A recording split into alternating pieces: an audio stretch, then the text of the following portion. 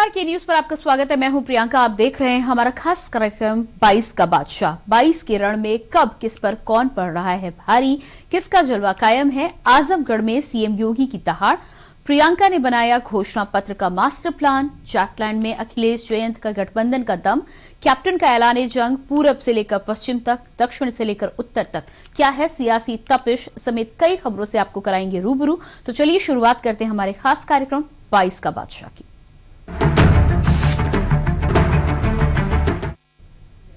सबसे पहले बात करेंगे घोषणा पत्र का मास्टर प्लान की। कांग्रेस महासचिव प्रियंका गांधी ने सोमवार को यूपी में घोषणा पत्र कमेटी और कैंपेन कमेटी के साथ बैठक में विधानसभा चुनाव की तैयारियों को लेकर चर्चा की। इस दौरान उन्होंने जनता की राय से तैयार किए घोषणा पत्र को अंतिम रूप देने पर चर्चा की।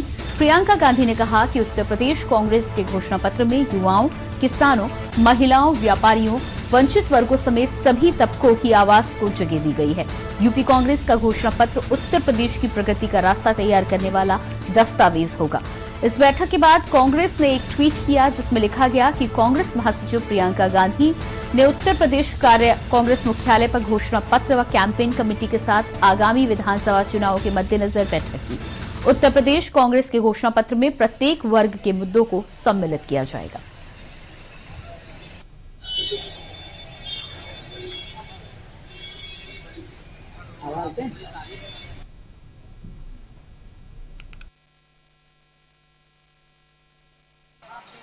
कांग्रेस की राष्ट्रीय महासचिव प्रियंका गांधी अपने प्रदेश कार्यालय पे पहुंच चुकी हैं और वहां पहुंचने के बाद अंदर जो है बैठकों का दौर जो है जारी हो गया है। लगातार लगभग 3 बैठकें कांग्रेस की होनी है, जो कि प्रियंका गांधी की 3 बैठक महत्वपूर्ण बैठक होंगी कि आगामी विधानसभा चुनाव को लेकर के इन बैठकों को काफी महत्वपूर्ण माना जा रहा है। और ये बैठक जो है सबसे पहले इलेक्शन कोऑर्डिनेशन के साथ कमेटी के साथ बैठक करेंगी। इसके साथ प्रियंका गांधी मुख्यालय पे पहुंची हैं, तो निश्चित तौर पर ये बैठकों का जो उनका दौर होगा वो काफी महत्वपूर्ण होगा। और मुख्यालय पर अपने 3 जो स्वीकृत करेंगे उनका शेड्यूल जो है कि अपने चेयरमैन के साथ में जो निर्मल खन्नी है वो भी मौजूद रहेंगे। मैनिफेस्टो को लेकर के कमेटी की बैठक होगी जिसमें सलमान खुर्शीद जो हैं जो कमेटी के अध्यक्ष हैं उनके साथ में बैठक होगी। और तीनों उत्तर प्रदेश के आगामी चुनाव को लेकर के बैठकें काफी महत्वपूर्ण मानी जा रही हैं। हालांकि इस बैठक का क्या कुछ मायने निकल के आएंगे कि आगामी विधानसभा चुनाव में उत्तर प्रदेश में किस तरीके से कांग्रेस जो है अपने आप को देख रही है,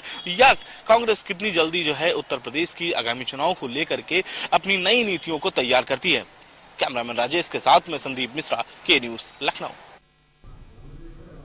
तो इसी खबर पर हमारे साथ लखनऊ से संवाददाता चंद्रमणि शुक्ला भी जुड़ रहे हैं। चंद्रमणि, जिस तरह से यहाँ पर प्रियंका गांधी के मास्टर प्लान की बात कही जा रही है और सबसे बड़ी बात है तमाम लोगों से चर्चा करके जिस तरह से नया घोषणा पत्र तैयार किया जा रहा है कांग्रेस महासचिव के द्वारा, ऐसे में क्या लगता है आपको कि नई रणनीति के तहत सामने आने का काम तो किया जा रहा है, लेकिन क्या ये रणनीति आगे काम कर पाएगी? और मास्टर प्लान की जब बात हो रही है तो मास्टर प्लान में और क्या कुछ शामिल हो सकता है?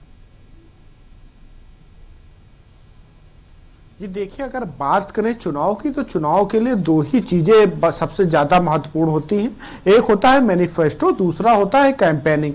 तो दोनों को लेकर आज प्रियंका गांधी ने लखनऊ में बैठक की है और निश्चित तौर से निर्देशित किया गया होगा, इस बात पर चर्चा की गई होगी कि उत्तर प्रदेश में ऐसे कौन से मुद्दे हैं जिनको सामने लाया जाए और जिन पर वादे किए जाए तो जनता वोट कर दे। उसी को लेकर मैनिफेस्टो कमेटी की बैठक की गई और ये कई चरणों में की जा चुकी है। पहले भी की गई थी। जो मैनिफेस्टो कमेटी के अध्यक्ष हैं सलमान खुर्शीद, उनके नेतृत्व में लगातार बैठकें की जा रही हैं उत्तर प्रदेश में और उत्तर प्रदेश की उस नस को टटोलने का प्रयास किया जा रहा है जिससे जनता कांग्रेस के पक्ष में वोट करे। और उसको लेकर लगातार प्रियंका गांधी एक्टिव है। लगातार प्रियंका गांधी तमाम घोषणाएं कर रही है। अगर पहले की बात करें तो प्रियंका तमाम घोषणाएं कर चुकी हैं, 7 प्रतिज्ञाएं कर चुकी हैं, जिसमें महिलाओं को टिकट देने की बात है, 40% सबसे प्रमुख घोषणा है। वहीं पर महिलाओं को स्कूटी देने की भी बात की गई है। इसके अलावा तमाम घोषणाएं की गई है। महिलाओं को लेकर सिलेंडर देने की बात की गई है और खास तौर से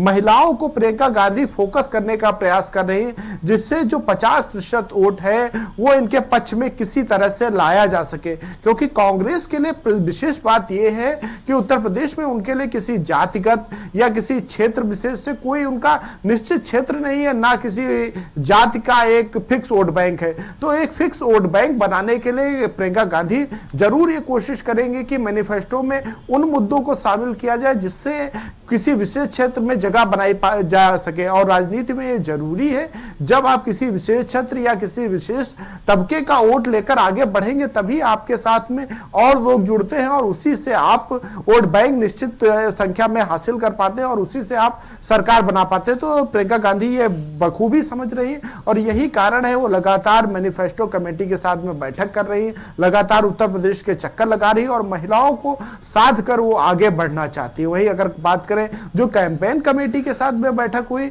निश्चित तौर से उत्तर प्रदेश में किस तरह से चुनाव प्रचार किया जाए, किस तरह से लोगों के बीच में पहुंचाया जाए, ये भी काफी महत्वपूर्ण है। जैसे पिछले लोकसभा चुनाव की बात कर लेते हैं कि कांग्रेस की तरफ से मैनिफेस्टो जारी किया गया, तमाम घोषणाएं की गई, राहुल गांधी ने कहा अब होगा न्याय, गरीबों को लाखों रुपए देने की बात की गई, लेकिन वो जनता को समझ में नहीं आया और जनता ने उसे नकार दिया। तो इन जो कमियां रही पिछले चुनाव में, लोकसभा चुनाव में, विधानसभा चुनाव में, तो उनको भी ध्यान में रखते हुए प्रियंका गांधी निश्चित तौर से जो कैंपेन कमेटी है, मैनिफेस्टो कमेटी है और जो तमाम उनके विश्लेषक हैं, तमाम राजनीतिक सलाहकार हैं, उनसे लगातार मंत्रणा कर रही है, पब्लिक के बीच में जा रही है, आम लोगों से मुलाकात कर रही है और उसका निष्कर्ष निकालकर प्रस्तुत करना चाहते हैं जिससे कांग्रेस मजबूत हो, प्रदेश में उसे एक निश्चित वोट बैंक मिल जाए जिससे वो जमीन मजबूत कर सके। और जैसे कि पहले भी कांग्रेस के तमाम जो राजनीतिक पंडित हैं उनका ये कहना है कि जो 22 के बहाने वो 24 को भी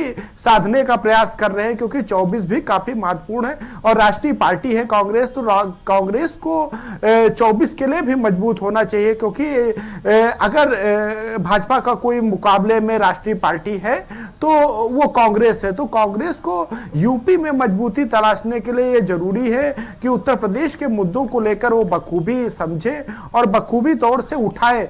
जब उत्तर प्रदेश के मुद्दों को उठाएंगे तो उत्तर प्रदेश के लोगों का जुड़ाव होगा और निश्चित तौर से ये कहा जाता है कि लखनऊ जी बिल्कुल। चंद्रमणि आपको यहाँ पर रोकेंगे, अपने दर्शकों को सीधे लिए चलेंगे राजधानी दिल्ली, जहां पर रूस के राष्ट्रपति व्लादिमीर पुतिन प्रधानमंत्री नरेंद्र मोदी से मुलाकात कर रहे हैं। सीधी तस्वीरें आपको दिखाते हैं।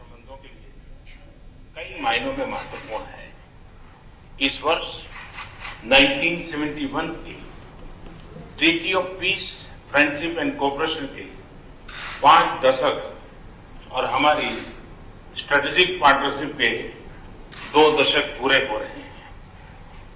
इस विशेष वर्ष में आपके साथ फिर मिल पाना मेरे लिए हर्ष की बात है, क्योंकि हमारी स्ट्रेटेजिक पार्टनरशिप में पिछले 20 वर्षों में जो उल्लेखनीय प्रगति हुई है उसके मुख्य सूत्रधार आप ही रहे हैं। Ваше превосходительство, 2021 год является важным для двусторонних отношений по разным причинам. В этом году мы отмечаем 50-летие договора о мире, дружбе и сотрудничестве между Индией и Советским Союзом от 1971 года. 2 десятилетия от нашего стратегического партнерства, поэтому мне очень приятно встретиться с вами в этом особом году, потому что за все достижения наших двусторонних отношений, за все эти достижения в нашем стратегическом партнерстве за последние 20 лет стоите именно вы. पिछले कई दशकों में वैश्विक स्तर पर कई फंडामेंटल बदलाव आए, कई तरह के जियोपॉलिटिकल समीकरण उभरे, किंतु इन सभी वेरिएबल्स के बीच भारत रूस मित्रता एक कांस्टेंट रही है। दोनों देशों ने न सिर्फ एक दूसरे के साथ निसंकोच सहयोग किया है, एक दूसरे की सेंसिटिविटीज का भी विशेष ख्याल रखा है। यह सचमुच इंटरस्टेट दोस्ती का एक यूनिक और विश्वस्त मॉडल है। На протяжении последних нескольких десятилетий на мировой арене было много фундаментальных изменений, перемен, возникали разные геополитические формирования. Однако среди всех этих изменений то, что осталось неизменной, это российско-индийская дружба.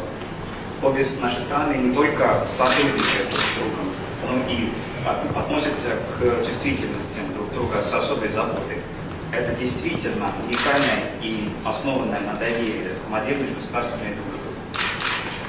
एक्सलेंसी 2021 हमारे स्ट्रेटेजिक पार्टनरशिप के लिए भी विशेष है। आज हमारे विदेश एवं रक्षा मंत्रियों के बीच 2+2 डायलॉग की पहली बैठक हुई। इससे हमारे व्यवहारिक सहयोग को बढ़ाने का एक नया मैकेनिज्म शुरू हुआ है। Ваше превосходительство, 2021 год является важным и для нашего стратегического партнерства. Сегодня состоялась первая встреча глав внешнеполитических и оборонных ведомств в формате 2+2. Этим мы запустили еще один новый механизм для укрепления практического сотрудничества. अफगानिस्तान और दूसरे क्षेत्रीय विषयों पर भी हम निरंतर संपर्क में रहे हैं। ईस्टर्न इकोनॉमिक फोरम और द व्लादिवोस्तोक समिट से शुरू हुई रीजनल पार्टनरशिप। तो आप दिल्ली से लाइव तस्वीरें देख पा रहे थे। प्रधानमंत्री नरेंद्र मोदी रूस के राष्ट्रपति व्लादिमीर पुतिन से मुलाकात कर रहे थे और 20 साल पूरे कर चुके स्ट्रैटेजिक पार्टनरशिप को लेकर अपने विचार राष्ट्रपति के सामने रख रहे थे। फिलहाल आगे बात करेंगे, डर के आगे जीत है, लेकिन उससे पहले रुकते हैं एक छोटे से ब्रेक के लिए। आप देख रहे हैं के न्यूज, खबरों का सारथी। पंजाब सरकार हमेशा तो किसानां दे नाल खड़ी है। केंद्र वालों कानून वापस ले जाने दे ऐलान तो पहला पंजाब विधान सभा सैशन च इन्हां 3 खेती कानूनां खिलाफ मता पास किया गया। 32 किसान जथेबंदियां दी हुई मीटिंग दौरान किसानां दियां लगभग सारियां मंगां प्रवान कीतियां गईयां। संघर्ष दौरान शहीद हुए परिवारां नूं पंजाब सरकार वालों सरकारी नौकरी दित्ती जा रही है। लोकतंत्र दी जित दे किसानी संघर्ष दे नाम ते बनाया जाएगा एक मेमोरियल। ऐसी है संघर्ष का एक मेमोरियल पंजाब दे विच बनावांगे और बड़े पद्धर का बनेगा। लंबे संघर्ष तो बाद केंद्र वालों कानून रद्द होने तक पहरा देन, शहीदां नूं मुआवजा मिलन अते MSP दे गारंटीड कानून लई पंजाब सरकार हर हाल किसानां दे नाल। जुबान के लिए उड़ चला गैरों की ज़मीं पर, खुशबू अपने पन की ढूंढता और दूर कितना भी जाओ इस जुबान से दूर ना जा पाओगे। रुमल बोलो जुबान केसरी। आप देख रहे हैं के न्यूज, खबरों का सारथी। बात करेंगे डर के आगे जीत है। जी हां, बहुजन समाज पार्टी की राष्ट्रीय अध्यक्ष मायावती ने सोमवार को प्रेस कॉन्फ्रेंस की। बाबा साहेब भीमराव अंबेडकर की पुण्यतिथि के मौके पर उन्होंने प्रेस कॉन्फ्रेंस को संबोधित किया। इस दौरान उन्होंने कहा कि भीमराव अंबेडकर ने अपनी पूरी जिंदगी गरीबों के प्रति समर्पित की, कानूनी अधिकार भी दिलाने का काम किया। उन्होंने कहा था कि गरीब वर्ग को सत्ता की चाबी अपने हाथ में लेनी होगी। बीएसपी की 4 बार बनी सरकार इसका उदाहरण है। मायावती ने कहा कि बीएसपी को अपने वर्ग पर पूरा भरोसा है। 2022 में पार्टी और अधिक मजबूत सरकार बनाएगी। उत्तराखंड में भी बीएसपी चुनाव में अच्छा प्रदर्शन करेगी। पंजाब में भी बीएसपी मजबूती से चुनाव लड़ेगी। इस दौरान उन्होंने समाजवादी पार्टी पर हमला बोला और कहा कि जनता जानती है कि विजय तो अभी मिली ही नहीं, विजय यात्रा निकाल रहे हैं। ये जितना चाहे गठबंधन कर ले, लेकिन ये सब जानते हैं कि कानून व्यवस्था बीएसपी में कैसी थी।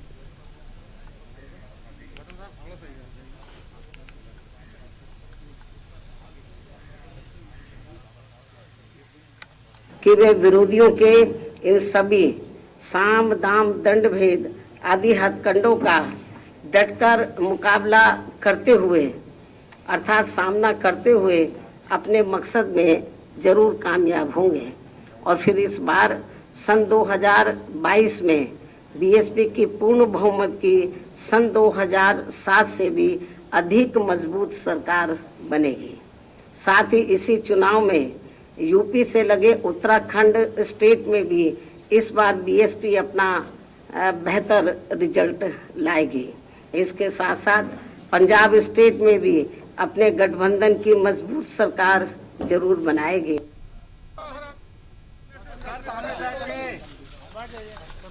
तो बसपा सुप्रीमो मायावती जिस तरह से समाजवादी पार्टी पर हमला बोलती हुई नजर आई थी, सीधे तौर पर समाजवादी पार्टी पर हमला बोलते हुए उन्होंने कहा है कि विजय मिलने से पहले विजय यात्रा समाजवादी पार्टी के द्वारा निकाली जा रही है। साथ ही साथ कानून व्यवस्था को लेकर भी सीधे तौर पर उन्होंने तमाम पार्टियों पर निशाना साधते हुए कहा कि सबको पता है कि बसपा में कानून व्यवस्था कैसी थी।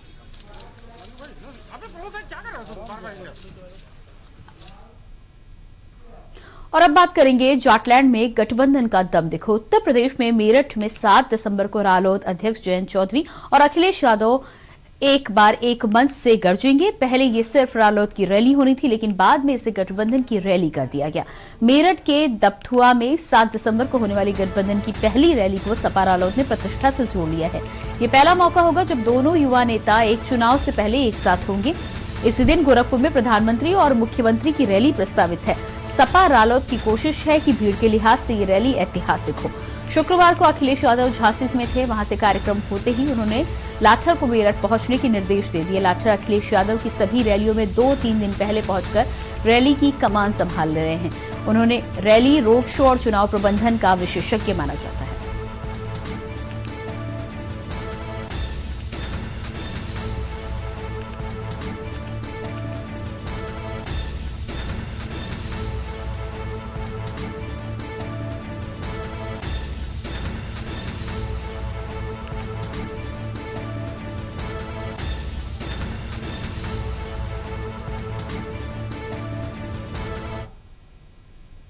और इसके बाद बात करेंगे आजमगढ़ में योगी की दहाड़ की, लेकिन उससे पहले रुकते हैं एक छोटे से ब्रेक के लिए।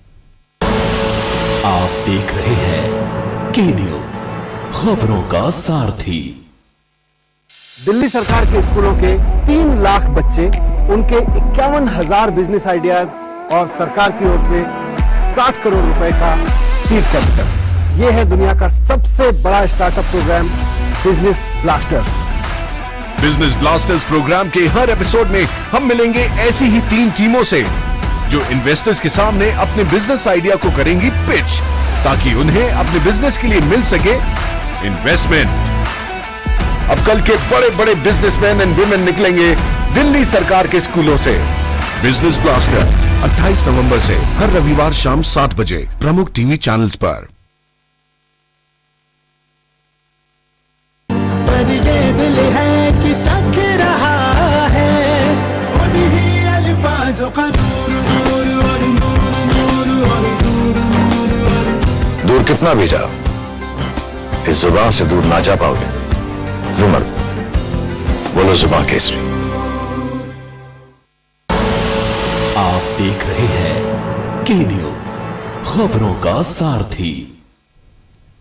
और ब्रेक के बाद अब बात करेंगे आजमगढ़ में योगी की दहाड़ की। उत्तर प्रदेश विधानसभा चुनाव 2022 से पहले सभी पार्टियां चुनाव प्रचार में जोर शोर से लगी हुई हैं। इसी कड़ी में उत्तर प्रदेश के मुख्यमंत्री योगी आदित्यनाथ आज आजमगढ़ पहुंचे, जहां उन्होंने 198.58 करोड़ रुपए की 69 परियोजनाओं की सौगातें दी। साथ ही साथ 69 परियोजनाओं में से 29 परियोजनाओं को लोकार्पण और 40 का शिलान्यास भी किया। वहीं सीएम योगी ने रैली को भी संबोधित किया। संबोधन के दौरान सीएम योगी ने अपनी सरकार के विकास कार्यों के बारे में जनता को बताया। साथ ही सपा, बीएसपी और कांग्रेस पर जमकर निशाना भी साधा। सीएम योगी ने कहा कि समाजवादी पार्टी की सरकार के समय अराजकता ही उसका पर्याय बन चुकी थी। देश में एक नारा चल रहा था, जिस गाड़ी में सपा का झंडा समझो होगा कोई जाना पहचाना गुंडा। सपा सरकार में गुंडों को संरक्षण दिया जाता था, लेकिन हमने माफियाओं और गुंडों के खिलाफ कड़ी कार्रवाई की है। समाजवादी पार्टी की सरकार के समय तो अराजकता ही उसका पर्याय हो गया था। देश के अंदर एक नारा चल पड़ा था,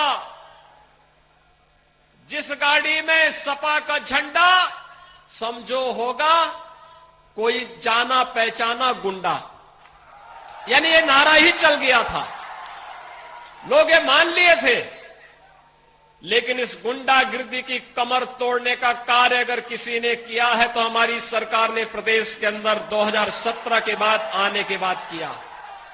सत्ता में आकर के जिस प्रकार की तबाही मचाए थे, गरीबों की जमीनों पर, दलितों की जमीनों पर, व्यापारियों के प्रतिष्ठानों पर कब्जा करके जिस प्रकार की अराजकता इन्होंने पैदा की थी, ये किसी से छुपा हुआ नहीं।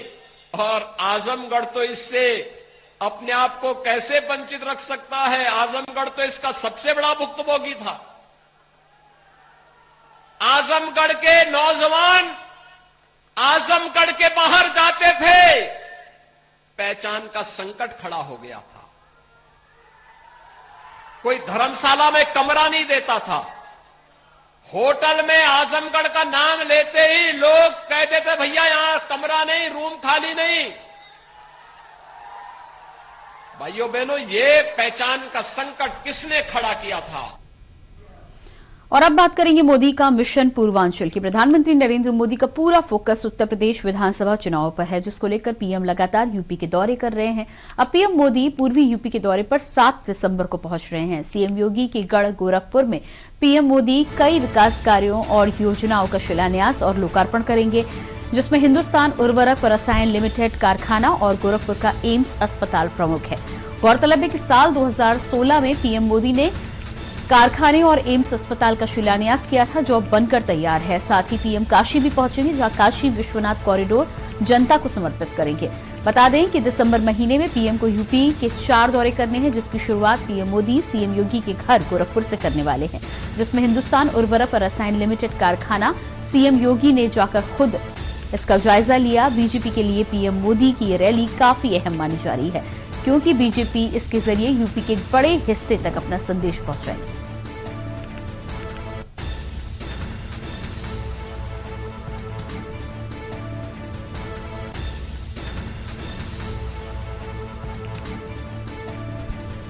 तो प्रधानमंत्री नरेंद्र मोदी गोरखपुर से दिसंबर महीने में ताबड़तोड़ रैलियों की शुरुआत करने वाले हैं।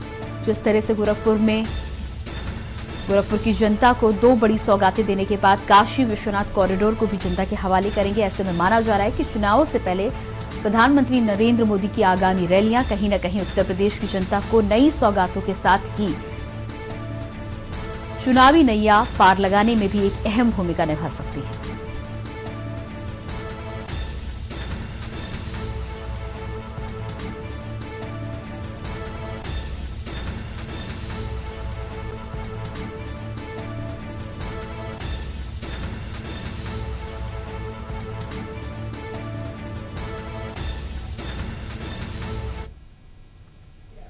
और इसके बाद बात करते हैं कैप्टन के ऐलान जंग की। कैप्टन अमरिंदर सिंह ने आगामी पंजाब विधानसभा चुनाव को लेकर सोमवार को बड़ा ऐलान करते हुए कहा कि उनकी पार्टी पंजाब लोक कांग्रेस, भारतीय जनता पार्टी और अकाली दल से बगावत करने वाली ढींढसा पार्टी के साथ मिलकर चुनाव लड़ेगी। उन्होंने चंडीगढ़ में प्रेस कॉन्फ्रेंस के दौरान इस बात की घोषणा की।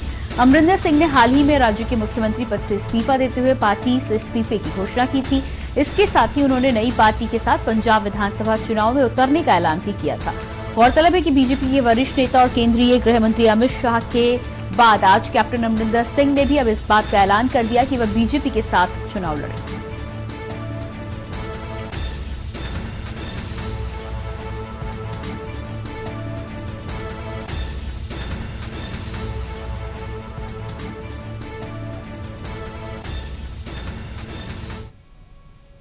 कल होम मिनिस्टर का बयान तुझे पढ़े that we are with our party and with Tinsa Sabri party now seat adjustment करेंगे।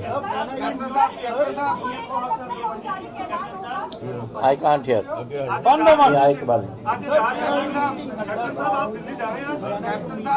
Please. Let us get everything. No, it's not a question of. Look, in principle decisions हो गए नहीं. Now it is only seat adjustment. Seat adjustment वास्ते we will go. Let us our office. I can't tell you number. I can't say कि साढ़े 9-10 होंगे या 50 होंगे या 100 होंगे। और इसी के साथ 22 का बादशाह में इतना ही। बाकी खबरों के लिए देखते रहिए के न्यूज इंडिया। नमस्कार।